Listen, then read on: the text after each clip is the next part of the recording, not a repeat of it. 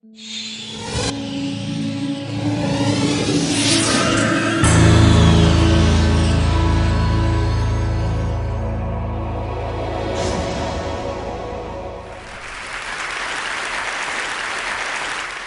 was one of many fellow inmates who had big plans for the future.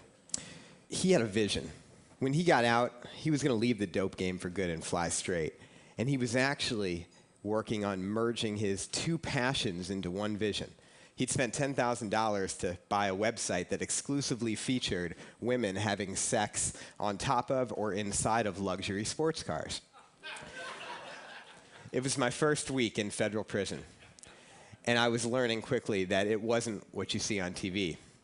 In fact, it was teeming with smart, ambitious men whose business instincts were in many cases as sharp as those of the CEOs who had wined and dined me 6 months earlier when I was a rising star in the Missouri Senate.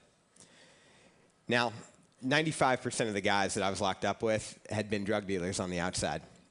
But when they talked about what they did, they talked about it in a different jargon, but the business concepts that they talked about weren't unlike those that you'd learn in a first-year MBA class at Wharton.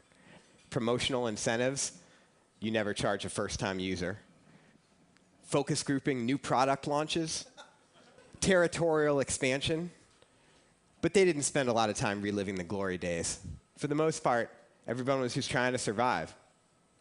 It's a lot harder than you might think. Contrary to what most people think, people don't pay, taxpayers don't pay for your life when you're in prison. You got to pay for your own life. You got to pay for your soap, your deodorant, toothbrush, toothpaste, all of it.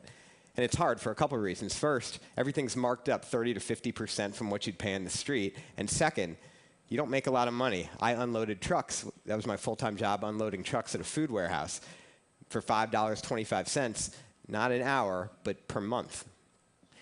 So how do you survive? Well, you learn to hustle. There's all kinds of hustles. There's legal hustles.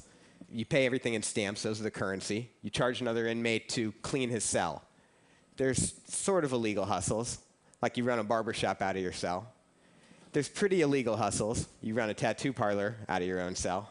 And there's very illegal hustles, which you smuggle in or you get smuggled in, drugs, pornography, cell phones. And just as in the outer world, there's a risk-reward trade-off. So the riskier the enterprise, the more profitable it can potentially be. You want a cigarette in prison? $3 to $5. You want an old-fashioned cell phone that you flip open and is about as big as your head? $300.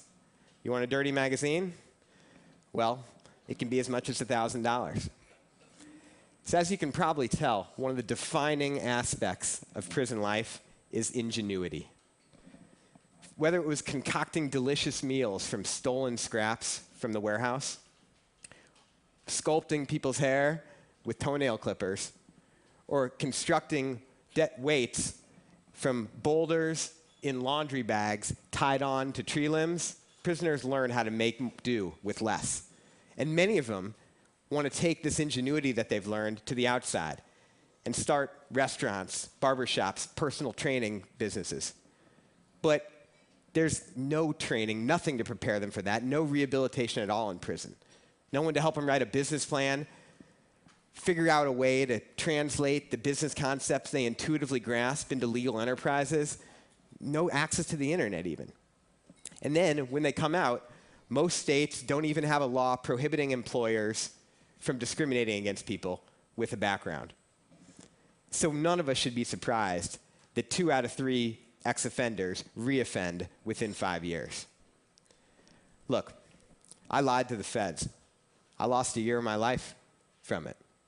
But when I came out, I vowed that I was going to do whatever I could to make sure that guys like the ones I was locked up with didn't have to waste any more of their life than they already had.